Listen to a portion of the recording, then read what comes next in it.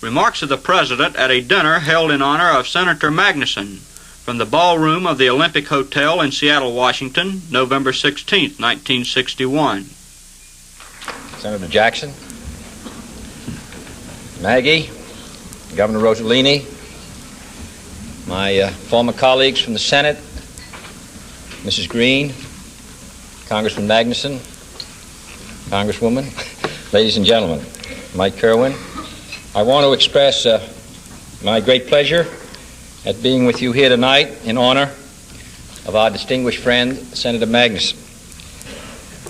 Most members of the Senate, as you can already judge, have developed the art of speaking with precision and clarity and force. The secret of Senator Magnuson's meteoric senator career has been the reverse. He may make clear speeches to you on great public questions, but in Washington he speaks in the Senate so quietly that few can hear him. He looks down at his desk. He comes into the Senate late in the afternoon. He is very hesitant about interrupting other members of the Senate. When he rises to speak, most members of the Senate have left. He sends his messages up to the Senate. Everyone says, "What is it?" And Senator Magnuson said, "Well, it's nothing important." And Grand Coulee Dam is built.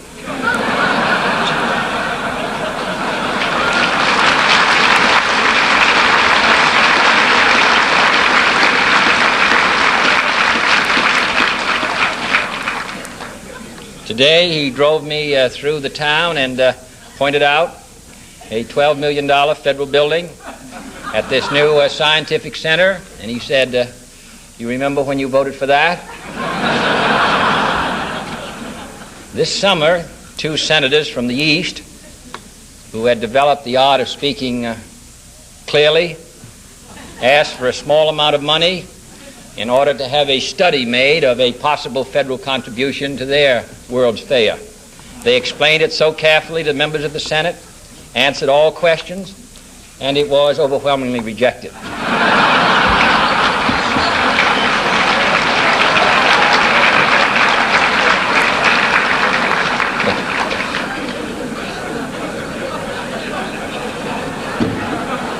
So,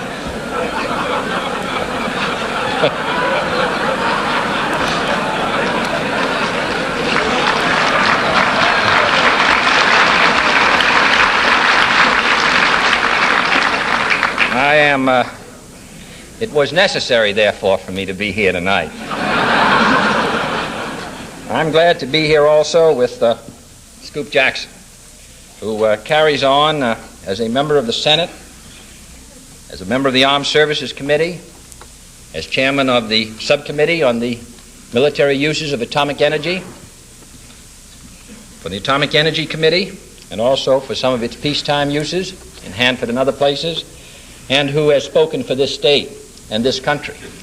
And with other senators from the West and from the East, I was appreciative for what was said about Mike Kerwin, who they said did more for the development of the Northwest United States perhaps than any man, but who came, as you noticed, from the state of Ohio. He recognizes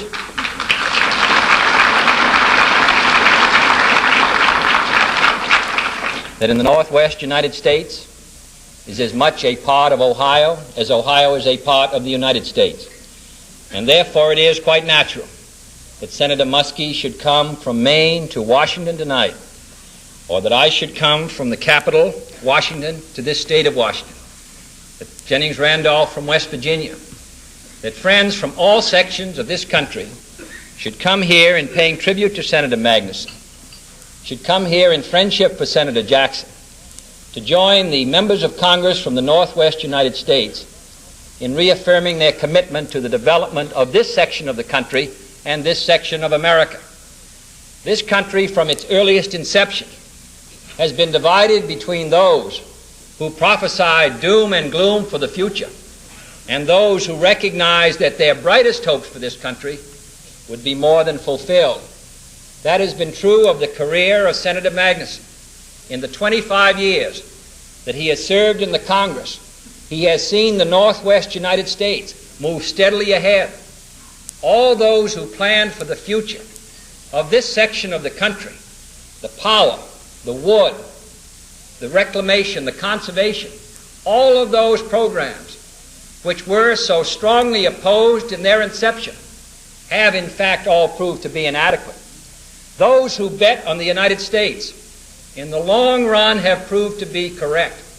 Those who have been bulls about this country have seen their great predictions and estimations come true.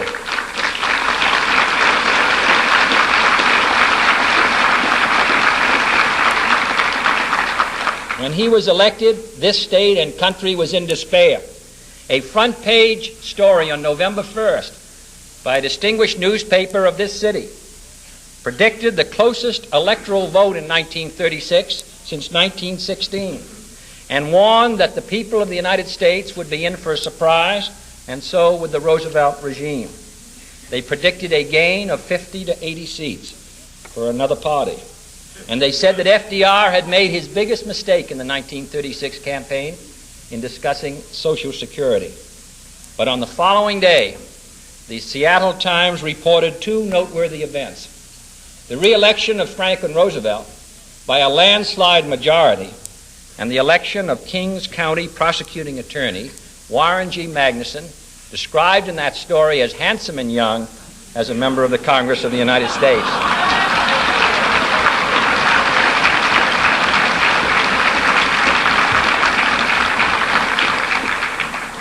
This state was half sagebrush. The Columbia River ran unharnessed to the sea. There was no atomic energy plant in Hanford, no aluminum plants, no dams or locks, no upriver navigation. Today there are more than 1 million acres of new fertile farmland, more than 50,000 men working in the aluminum plants.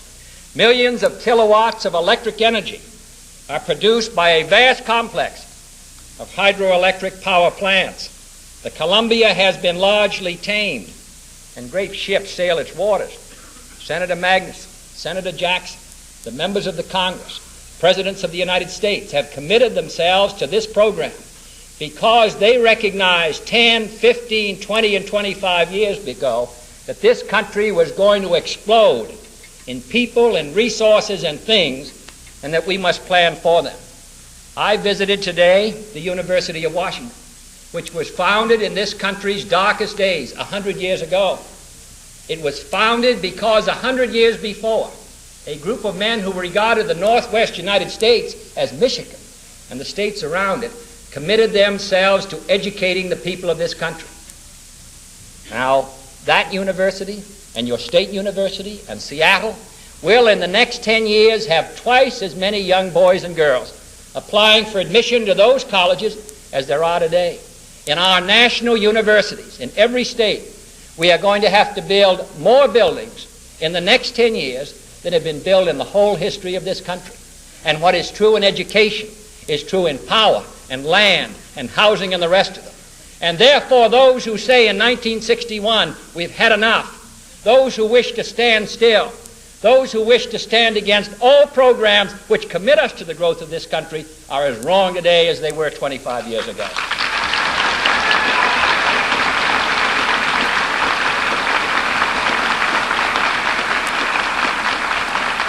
Those who say that the United States should not commit itself to being the leader in the peacetime use of atomic energy, those who say we should waste this resource, which we have now in the Northwest, and which has been fought for by Senator Jackson at Hanford, those who say no to this country, I believe are going to find as time goes on in the next 5, 10, 15, 20, and 25 years that all their predictions of failure and disaster will have been proven as wrong as they have been in the last 25 years. And when we gather together, old and tired, while Maggie is young and handsome, on his 50th anniversary, we will realize that this country is moving ahead steadily.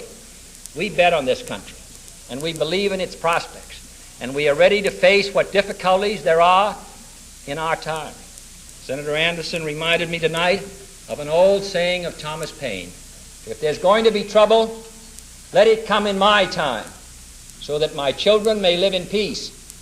We live in a troublesome time, but let it come in our time, so that in this country and around the world, our children and their children may live in peace and security.